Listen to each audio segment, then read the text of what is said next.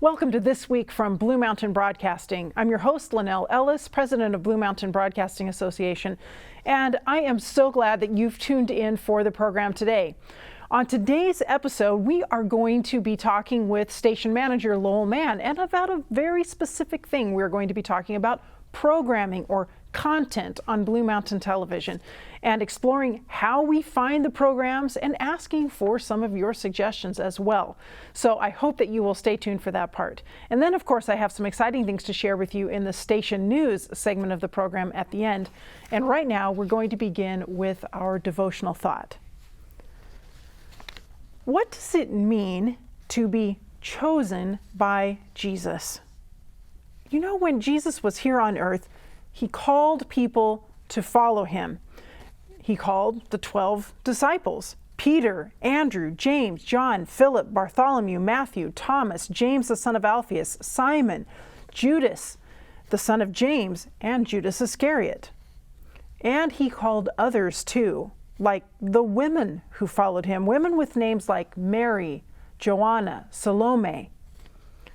After Jesus' resurrection, many more, in fact, hundreds and then thousands more began to follow in what was called the Way. They were Christ followers. And not only did they choose him, but he had chosen them. That's because all of us are chosen to be his followers. Every one of us chosen to follow him and be his children. Isaiah 43:1 says, "But now, thus says the Lord who created you, O Jacob, and he who formed you, O Israel. Fear not, for I have redeemed you. I have called you by your name. You are mine." And God didn't just call Jacob or his descendants the children of Israel, although they certainly had a special mission and were very precious and special to him and still are. But he called all of us as well. Those of us who aren't able to say, yes, we are literal descendants of Jacob, we can still be children of God because we've been adopted into the family of Israel. God planned from the beginning that all of humanity would be his special children. God decided in advance to adopt us into his own family by bringing us to himself through Jesus Christ. This is what he wanted to do, and it gave him great pleasure. That's from Ephesians 1, verse 5. Every one of us has been chosen by God to be his special child. It is God's plan that every single human being would respond to his love and become part of his family. Even though we observe around us that many people just don't understand his love, or maybe they've even rejected it, it is not God's plan that anyone would be left out. He does not want anyone to be destroyed, but wants everyone to repent, says 2 Peter 3:9. He doesn't want anyone to be destroyed. In other words, he doesn't want anyone to not be in his family. He wants everyone to come to know him and to accept the salvation that he's provided through Jesus. God has accepted us into his family through our brother and Savior, Jesus. As Ephesians 1, 6 and 7 explains, he made us accepted in the beloved. In him we have redemption through his blood, the forgiveness of sins, according to the riches of his grace. Isn't it wonderful to be chosen, to be accepted, to be loved? Please join me today in responding to God's overwhelming love and saying, yes, I accept your invitation into the family. I know you've chosen me, and I am so happy to be chosen. I'm going to make a choice myself and choose to follow you. Stay tuned. I'll be right back.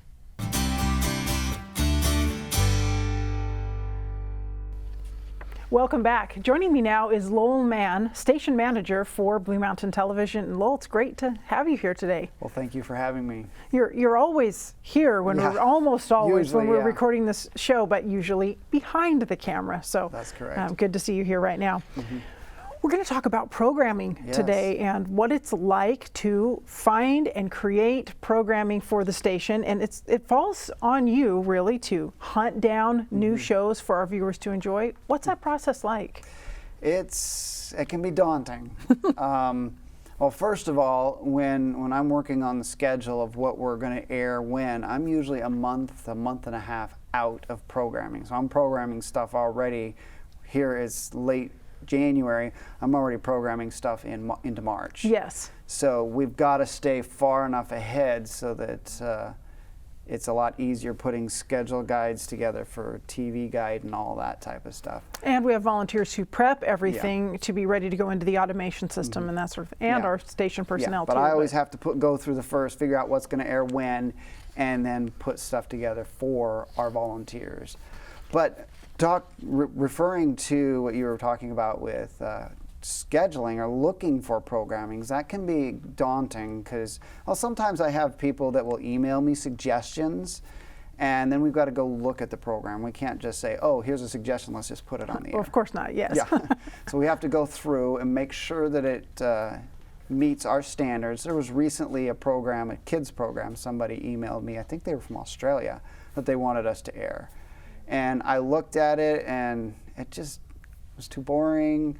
There's some technical aspects that were wrong with it, and so we just said, no, we can't air that. So we're looking at several things really with programming. We want it to be engaging. Correct. So so that's one side. It's sort of the content side.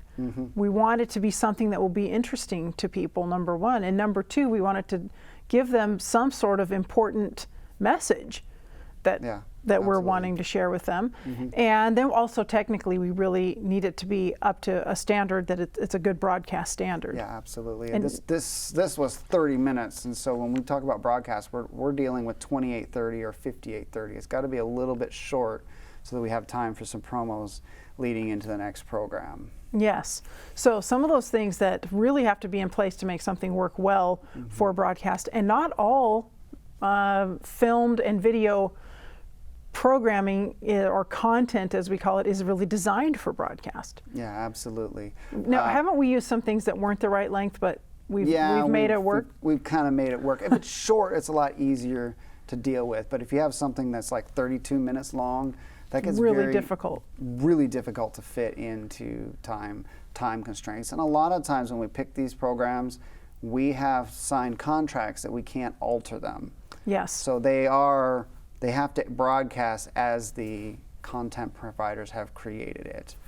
And so you then are working with each of these content providers, working out whatever negotiations need to be, signing contracts with each of them for the various programs that we have on the station. Yeah. Now some of them come through our network. Yeah, some That's come the through our easier network. part That's for you. the easiest part. And like Jim Eyre, he's one that has, I met him at ASI a while back, and he constantly gives me some new programs to take a look at.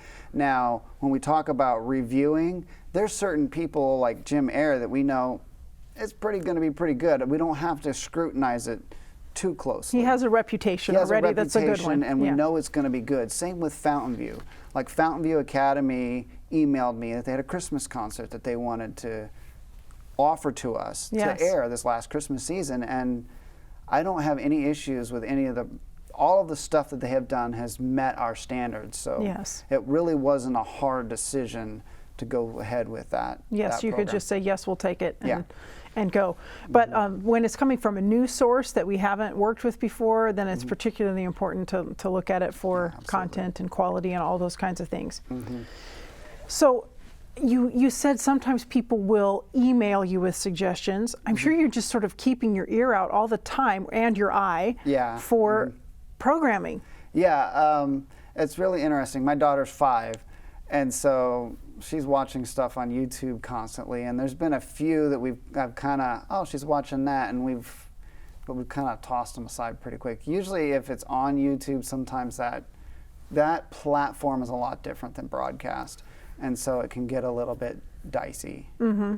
But it's a way for you to be aware of what's going on, in this case with children's programming. But yeah, absolutely. In other words, you kind of have to be aware of what's being made, who's making what, and kind of be checking those things fairly regularly to see what's out there. Plus, I know you have well-established relationships with a number of organizations, and they let you know when... Like Jim Eyre. He lets me know when he's got a new program ready to go. So what are some of the newest programs that we have on Blue Mountain Television? Well, talking about Jim Eyre, Country Wisdom is probably the newest one that I can think of, and I was trying to do a list, and I'm just drawing a blank on some of the new stuff recently.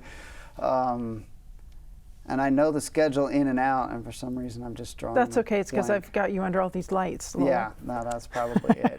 But I know that's the newest one that we've got, and here at Blue Mountain Television, sometimes we create our own programs. Yes. So if we decide there's something that we would like to present as an organization, so we're currently working on Secret Life of the Desert. We've had the Forest, which was well received, and so now we're moving on to the desert.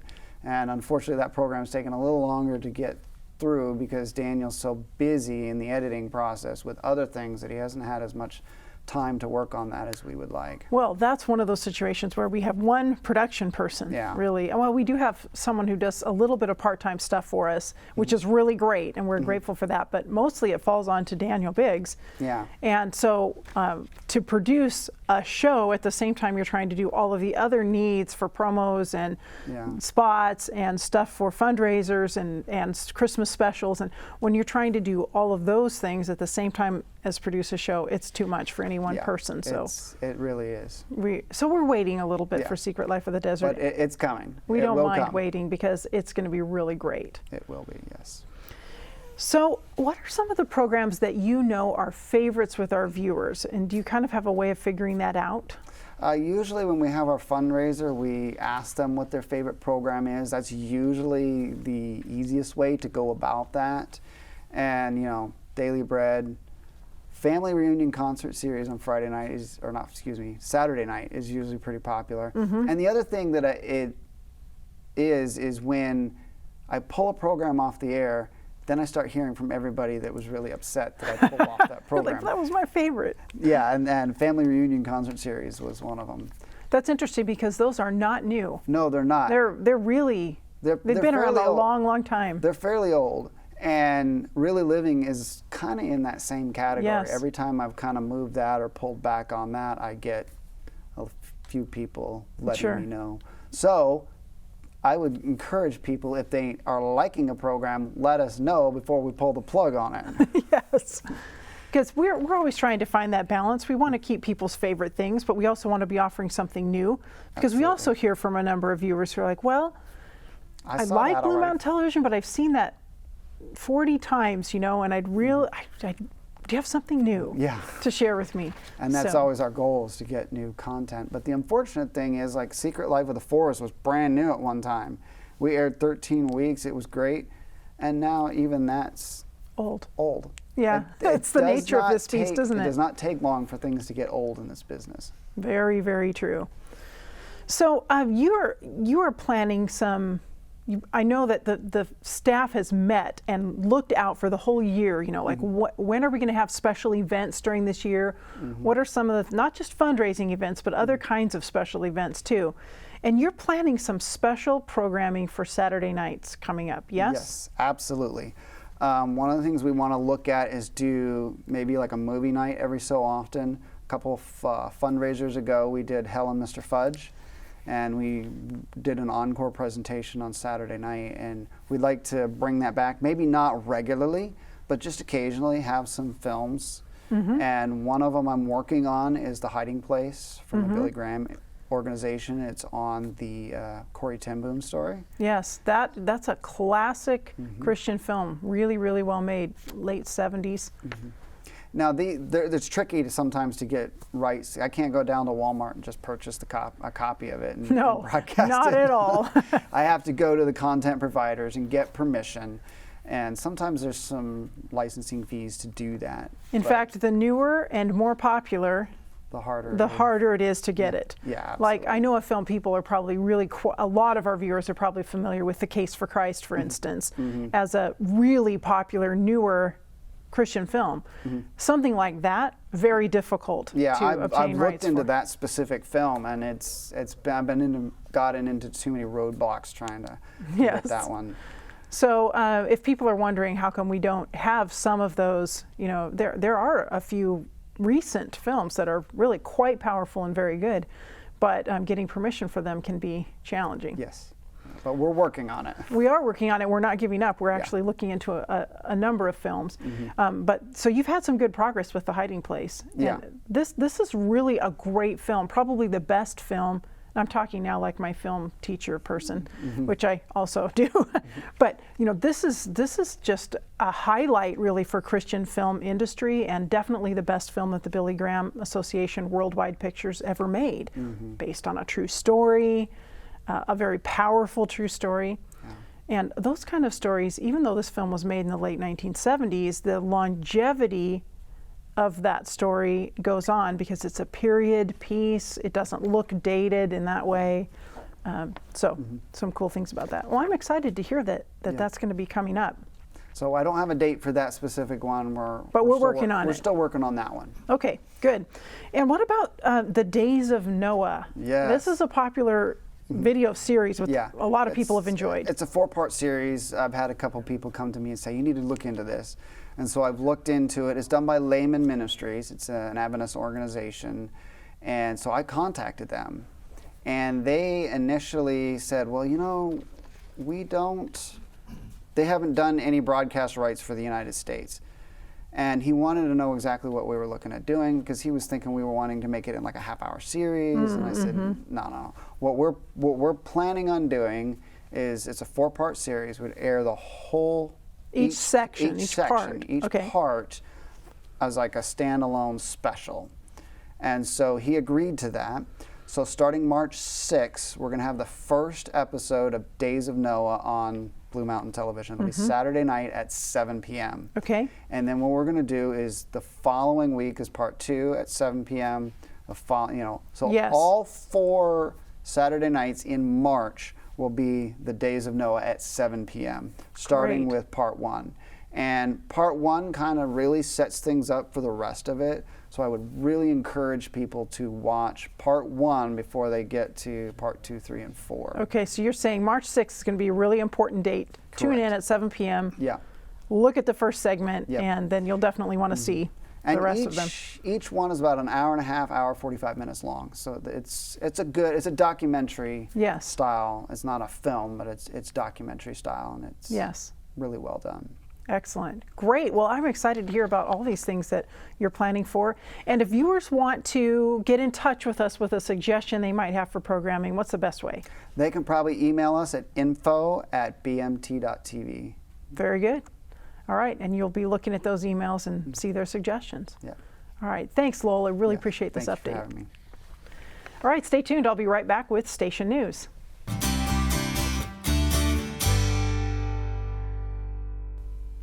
Welcome back as we talk about Station News. I want to make sure and highlight again to you, even though Lowell was just sharing with you a little bit about it, we have the Days of Noah coming as a special on Blue Mountain Television. And the first night for the first segment in this 4-part series is March 6th at 7 p.m. And so you will want to tune in on March 6th, 7 p.m. to Blue Mountain Television or to our live stream and watch the first segment in this series. Now here's how the series is described. This 4-part series will open to view the prophecies of the last days by looking back to the days of Noah. And some of you in our viewing audience are already familiar with this series, and if you loved it probably, like so many have. So what you want to do is share this information with other people who haven't seen it, or maybe encourage them to watch it at the same time you are. In these days where we can't get together the same. You might not be able to invite them over to watch it, but you could watch it together at the same time in your own homes and be able to then talk with each other about this really engaging and interesting program that sheds important light on what's coming in prophecy by looking back to the time of Noah. So that's the Days of Noah, March 6th, 7 p.m. for the first one. And then each Saturday evening after that at 7 p.m. for the other 3 parts in the series. And then also we wanted to let you know that we have a very special event coming to Blue Mountain Television on February 15. This will be from 6 to 8 in the evening on February 15. But here's what we're going to do during that time.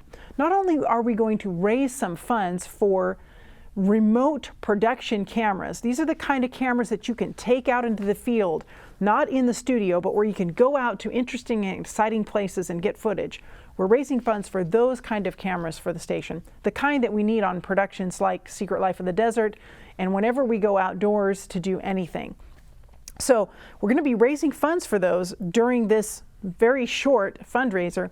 But in addition to that, we're offering something back to you. It's going to be like a little mini workshop where we're going to share with you how to get really good camera footage in remote locations. So remote production, how it works, give you some tips on using the camera in those situations. And these tips can apply to whatever camera you have, whether you have a DSLR camera, or whether you have a standard video camera, or whether you're using the video feature on your smartphone. So we're going to give you some great tips for how to get better footage doing that. And part of that is that we're going to be able to share some remote footage that we took with you. And we have footage of Tim Greenlaw, who's playing his guitar out by a creek outdoors. And we're really looking forward to sharing that presentation with you as well during this special camera fundraising event, February 15, 6 to 8 p.m. It's just a short event, so be sure to mark that on your calendar and be ready for it. Also, every time that I'm with you on this show, I try to share something about what's happening at the new facility, and a lot of things are happening toward moving there. They're small steps, but every one of them really, really important. And today, we're recording this program on a Tuesday. Today at 3:30, we are going to be installing the dish at the new facility. Now, we already talked about how we moved it over there, and we've got the pipe in place that it needs to be put on. All of that was already done, but it was terribly windy the day that all of that moved over there. Well, it's not windy today, and this is the day when it's actually going to be installed on the pipe, which has been mounted there, and be ready to use. Why is that so important? Because we want the picture quality for Blue Mountain Television to improve for you. We're looking forward to high definition, and this is a huge step toward HD, high definition for our station. So thanks to you who have contributed, who have prayed, who have donated your time and sent your gifts, we're able to take this step forward. And since I'm speaking about what you're giving to the station, let's just talk about that for a second more here. We need you at Blue Mountain Television, Blue Mountain Broadcasting Association, whether it's the television station or the streaming or our presence on Roku or YouTube. You are the ones that make it happen. This ministry is entirely funded by viewer donations. So thank you to you, because you're helping us take those steps toward high definition, toward our move to the new facility. And please continue to send your gifts of support. You probably want to mark your gift either regular operations, which of course we really, really need, and I would never want to minimize the importance of regular monthly gifts to the station to keep our operations going. Or you can mark your gift for the new facility, for the work that we're doing to move the station forward in that way at our new facility.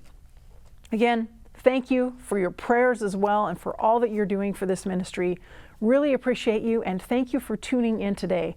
I will see you next time.